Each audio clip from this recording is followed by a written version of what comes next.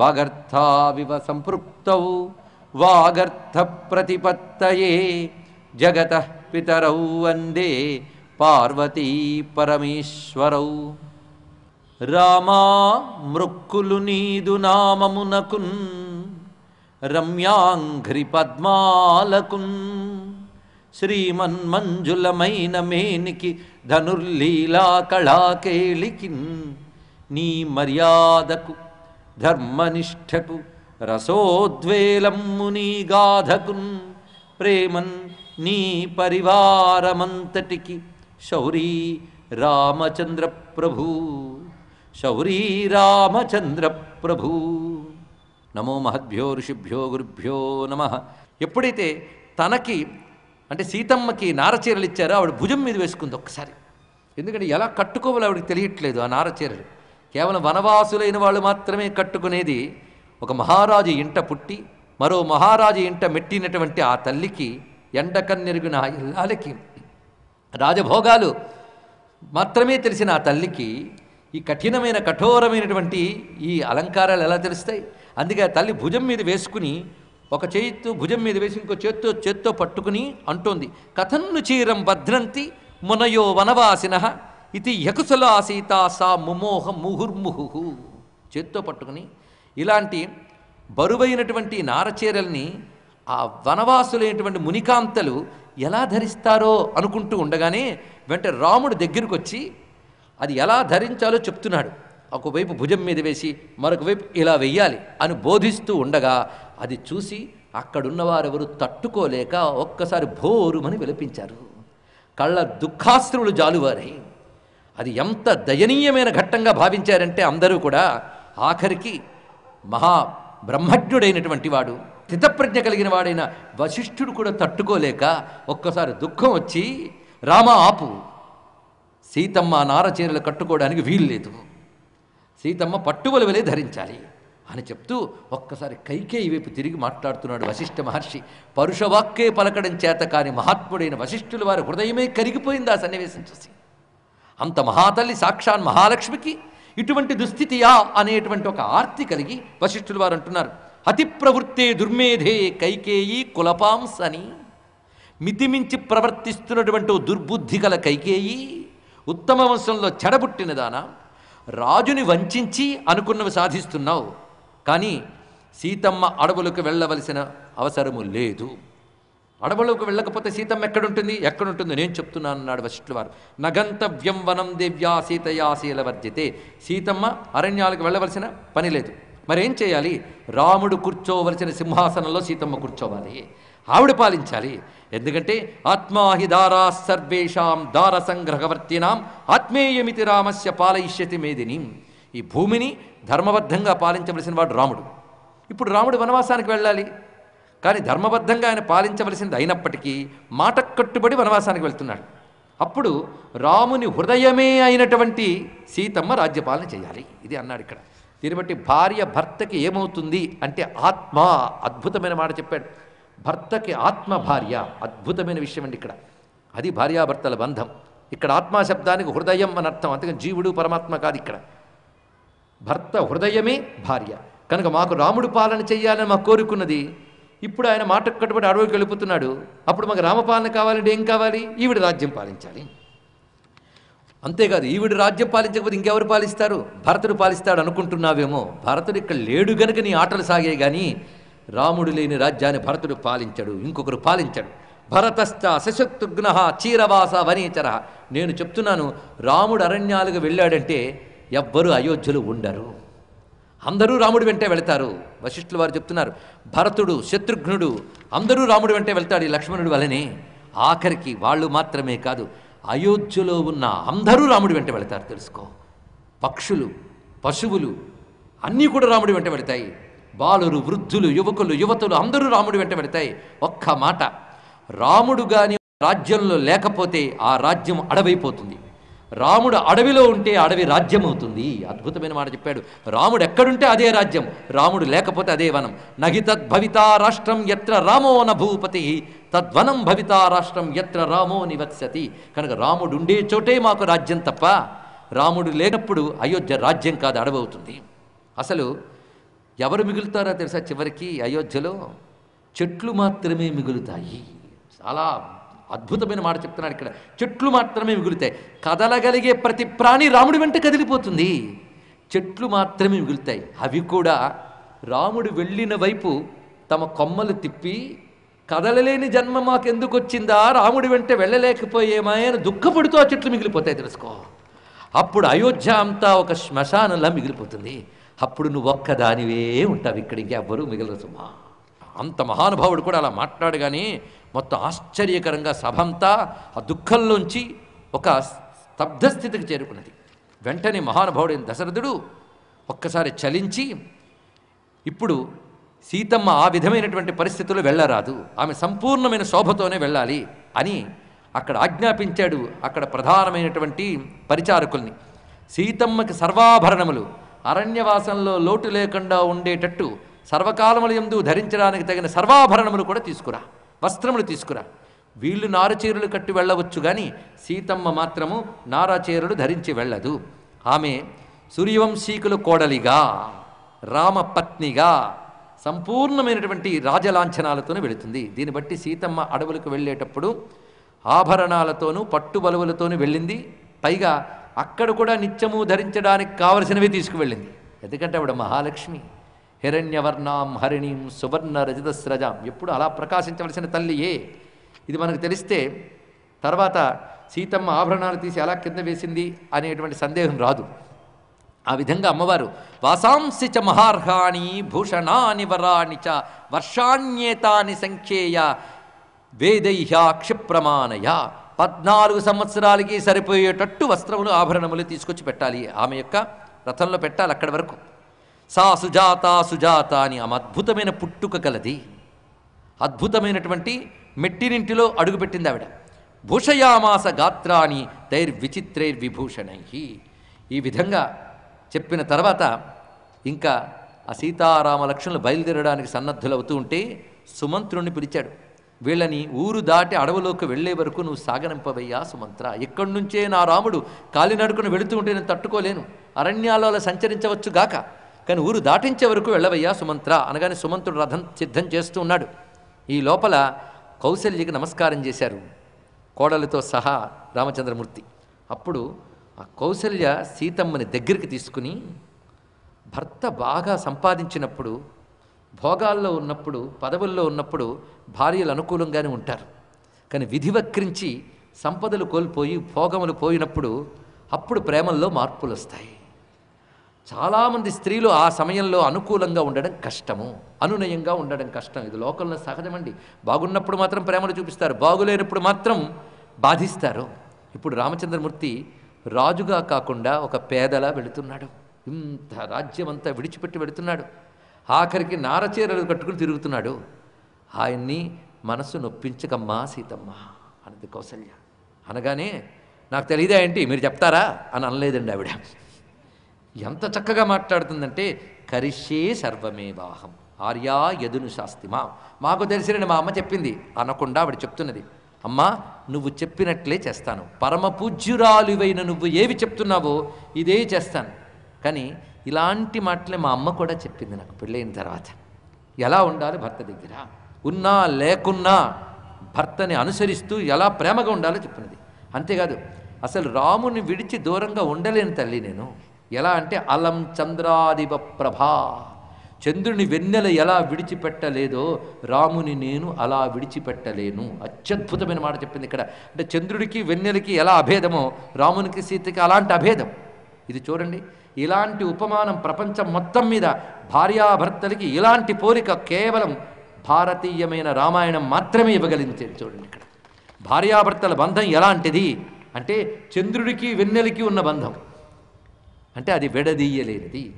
నా తంత్రి వాద్యతే వీణా నా చక్రో వర్తతే రథ నా పతి సుఖమేధేత యాస్యాదపి శతాత్మజ. సృష్టిలో ఏదీ ఇవ్వలేనటువంటి ఆనందం కేవలం భర్త వల్ల మాత్రమే లభిస్తుంది. తీగలు లేనిది వీణ ఎలా మోగలేదో, చక్రం లేనిది రథం ఎలా కదలలేదో, భర్త లేనిది భార్య అలా ఉండలేదు. గొప్ప మాట చెప్పింది. కవిత్వం, ఎంత చక్కని కవిత్వం చెప్పిందండి ఇక్కడ. సాహమేవంగతా శ్రేష్ఠ శ్రుతధర్మ పరావర ఆర్యే కిమవమన్యేహం స్త్రీణాం భర్తా హి దైవతం. నా భర్తను నేను ఎప్పుడు చులకన చెయ్యను, ఎందుకంటే అక్కడ చులకన చెయ్యకు అన్నది కదా. ఆయన నా దైవము, ప్రత్యక్ష దైవము, ఆయన నేను ఎలా చులకన చేస్తాను? లేదు తల్లి అని చెప్పగానే దగ్గరికి తీసుకుని ఆ తలపై ముద్దు పెట్టుకుంది కౌసల్య. సుమంత్రుడికి ఆజ్ఞాపించాడు, సుమంత్రుడు రథం సిద్ధం చేశాడు. అప్పుడు సుమిత్రాదేవి లక్ష్మణస్వామితో చెప్తుంది, ఇంకా ఈ తల్లిని చెప్పాలండి.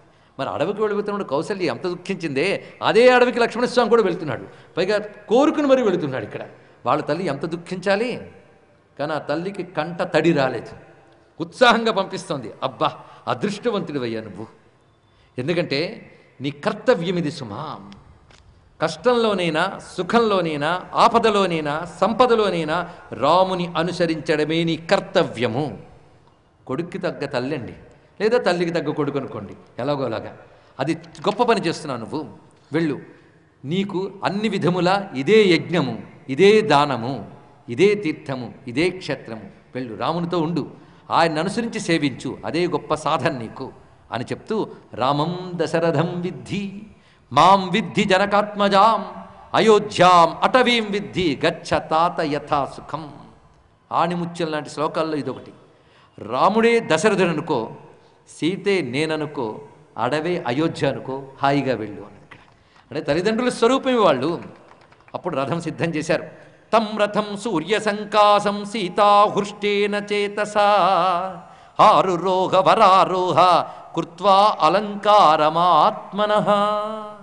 సూర్యుల్లా మెరిసిపోతున్న రథంలో ముందు సీతమ్మ ఎక్కినది, తర్వాత ఒకవైపు నుంచి లక్ష్మణుడు, ఒకవైపు నుంచి రాముడు ఎక్కారు.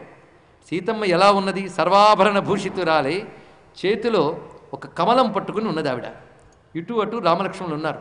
ఎంత అత్యద్భుతమైన భావాన్ని ఇక్కడ చెప్తున్నారంటే, అటు ఈశాన్య దిక్కుకి ఇటు ఆగ్నేయ దిక్కుకి మధ్యలో తూర్పు దిక్కు ఉన్నట్లుగా రామలక్ష్మణుల నడుములో సీతమ్మ ప్రకాశిస్తూ ఉన్నది. ఎంత అందమైన ఉపమానమో. అంతేకాదు, రామలక్ష్మణులు ఎలా ఉన్నారంటే ధనుస్సులు పట్టుకున్నారు. ఆ ధనుస్సులు బలంగా ఉన్నాయి, ఏనుగు తొండములంత ఉన్నాయి, ఒక్కొక్కటి అంత బలంగా ఉన్నాయి. అలాంటి ధనుస్సు పట్టుకుని ఇటు రాముడు ఇటు లక్ష్మణుడు ఉంటూ ఉంటే, రెండు ఏనుగుల మధ్య లక్ష్మీదేవి ఉన్నట్లుగా జానకీదేవి గజలక్ష్మి సరణి బొలిచే రక్తిమయి సుమంత్రానీత రథము మీద జానకీదేవి గజలక్ష్మి సరణి బొలిచే అంటారు కవి సమ్రాట్ విశ్వనాథ సత్యనారాయణ గారు. ఒక అద్భుతమైన దర్శనం ఇది. ఆ విధంగా అమ్మవారు ఉన్నారు, వీరు ఉభయులు ఉన్నారు. ఆ రథంపై సర్వ విధములైన ఆయుధములు చేర్చబడి ఉన్నాయి. ఇప్పుడు రథం కదలబోతున్నది. ఇంకా రథం చుట్టూ, రథానికి ఇరువైపులా అయోధ్యవాసులు చుట్టేశారండి. రథం కదిలించడం కష్టమవుతుంది. పిల్లలు, పెద్దలు, ఆడవాళ్ళు, మగవాళ్ళు, యువకులు, వృద్ధులు, యువతులు అందరూ చుట్టేశారు. వెళ్ళడానికి వీలు లేదు రామా అని దుఃఖిస్తున్నారు. ఆ రథం కదులుతూ ఉంటే ఆఖరికి రాజాజ్ఞ పక్కకు వెళుతూ తప్పనిసరిని అర్థం చేసుకున్న ప్రజలు సుమంత్రుడితో అంటున్నారు, సంయచ్చవాజినాం రశ్మి సూతా యాహి శనై శనై ముఖం ద్రక్ష్యామి రామస్య దుర్దర్శన్నో భవిష్యతి.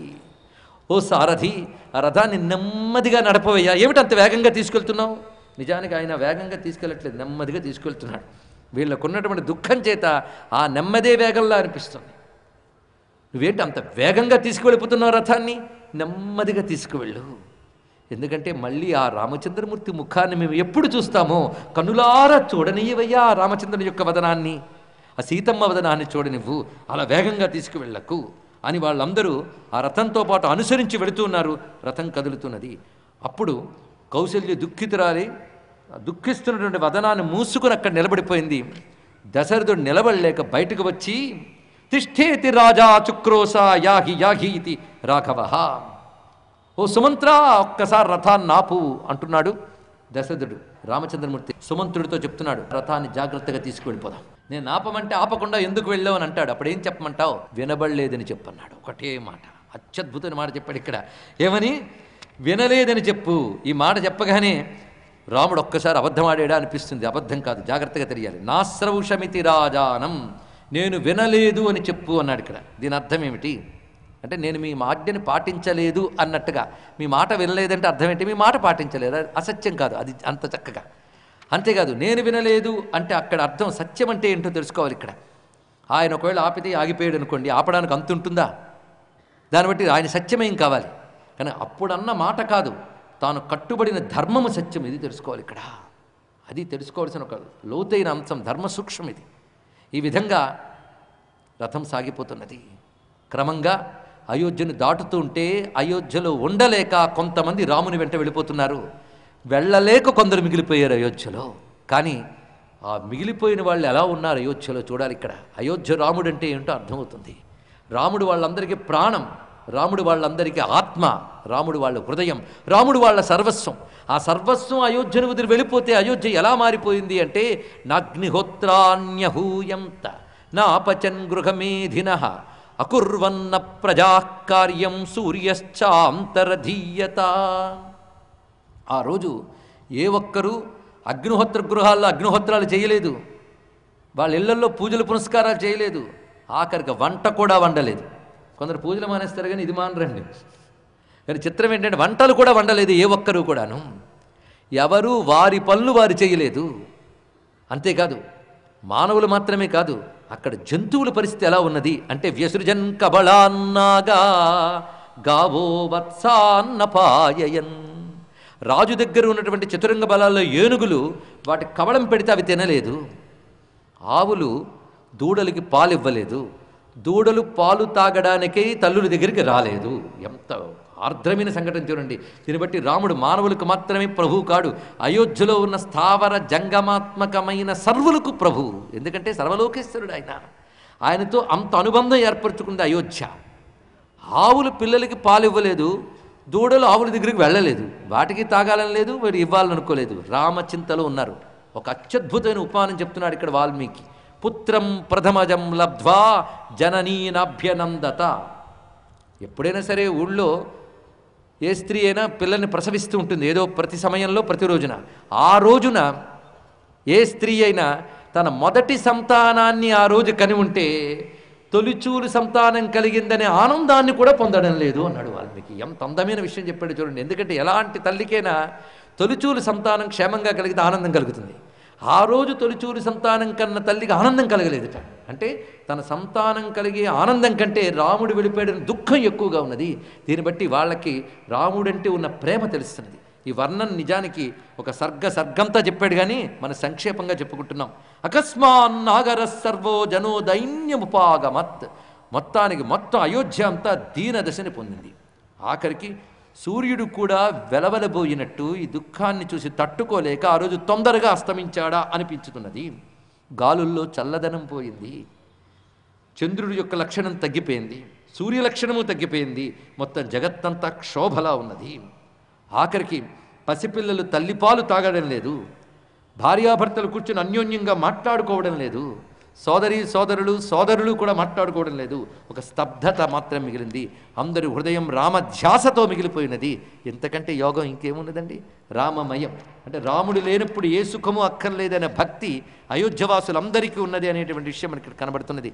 ఇలాంటి పరిస్థితి ఏర్పడుతుంటే ఇప్పుడు వెడుతున్న రామచంద్రమూర్తి ఎలా వెళుతున్నాడో మనం చూడాలి.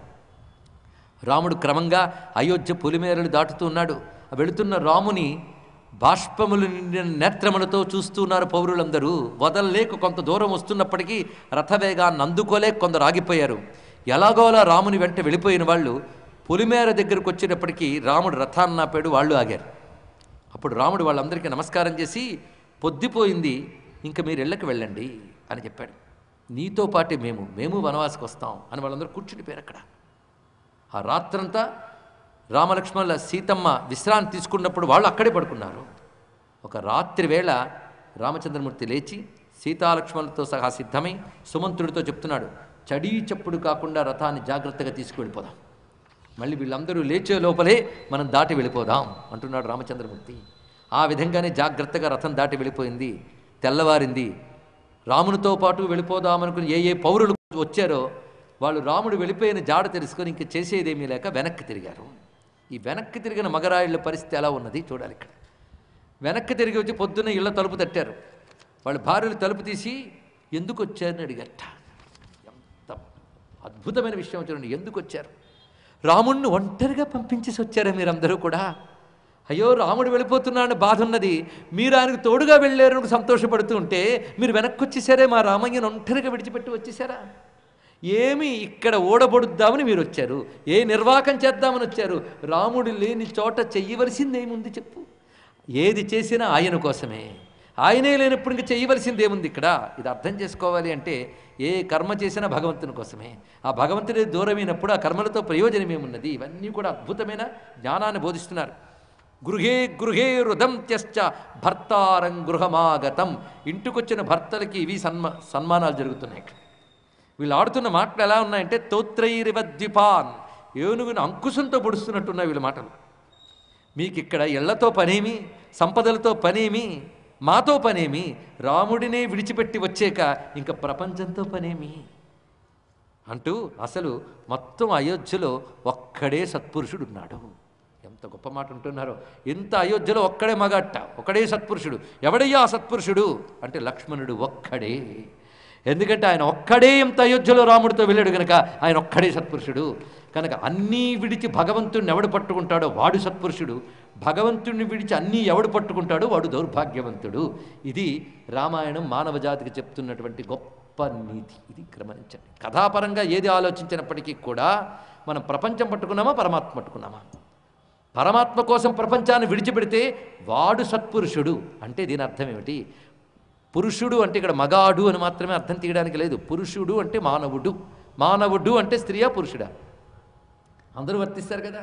అలా ఇక్కడ మానవుడైన వాడు రాముని అంటిపెట్టుకున్నవాడే నిజమైన మానవుడు. మానవ జన్మ పొంది కూడా భగవంతుడైన రాముని కోసం ఎవడు ప్రయత్నించాడో వాడు వ్యర్థుడు. ఇది తెలుసుకోవాలి. ఇక్కడ నీ ప్రయారిటీ ఏమిటి? కొంతమంది మోక్షం వస్తే బాగుండు, ఎలాగే నీ జన్మను ఆఖరైపోతే బాగుండు అని అంటుంటారు. ఒక్కసారి మిలమిలలాడుతూ ఏ వడ్డాణమో నగా కనబడింది అనుకోండి, దేవుడే పక్కకు పోతాడు. ఎవరా లేదో చెప్పండి ఇక్కడ. కానీ కబుర్లు ఏమిటి, ఉన్న స్థితి ఏమిటి మనం ఆలోచించాలి. అన్ని తృణప్రాయంగా విడిచిపెట్టిన మగవాడెవడు? లక్ష్మణస్వామి. ఎంత అత్యద్భుతమైన మాట చెప్పాడు. కనుక సత్పురుషుడు అతరొక్కడే. ఏక సత్పురుషో లోకే లక్ష్మణ సహ సీతయా యోను గచ్చతి కాకుస్తం రామం పరిచరన్ వనే. రాముణ్ణి పరిచర్య చేయడానికే వెళ్ళిన లక్ష్మణస్వామి మాత్రమే సత్పురుషుడు అని అనుకున్నారు. మొత్తానికి అయోధ్య అంతా ఇంత దుఃఖితమై ఉన్నది.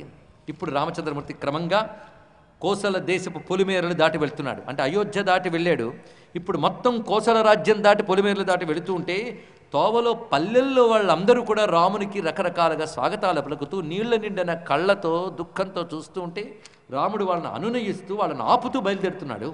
అలా క్రమంగా ఆయన వెళుతూ ఉంటే దూరం నుంచి అయోధ్య కనబడుతుంది రామచంద్రమూర్తికి. ఒక్కసారి అయోధ్య వైపు తిరిగి రెండు చేతులు ఎత్తి నమస్కరించి అయోధ్యకి దోయలించి రామచంద్రమూర్తి వెళ్ళాడు. తన దేశాన్ని ఎలా ప్రేమించాలో రాముడిని చూసి నేర్చుకోండి.